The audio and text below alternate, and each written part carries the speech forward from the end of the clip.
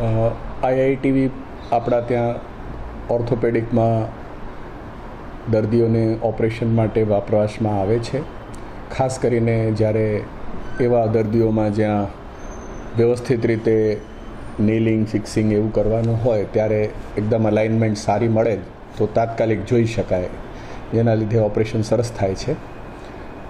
અત્યારે આપણી પાસે 2 મશીન હતા જે અચાનકથી એકની ખરાબ થઈ ગઈ છે, જેનું રિપેર શક્ય નથી, અને એક મશીન જે છે એ રિપેર કરવાનું પ્રયાસ ચાલી રહ્યું છે. છેલ્લા અઠવાડિયાથી આ પ્રોબ્લેમ આપણે ફેસ કરી રહ્યા છીએ અને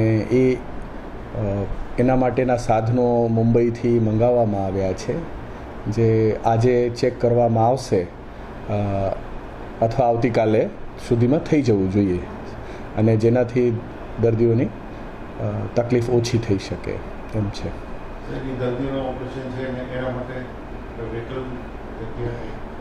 એટલે આ ઓપરેશન સામાન્ય રીતે જે સારામાં સારી રીતે કરવું પડે વૈકલ્પિક વ્યવસ્થામાં આપણે આ દર્દીઓને 2 દિવસ પછી કરી શકશું આપણે બધા ઓપરેશન્સ.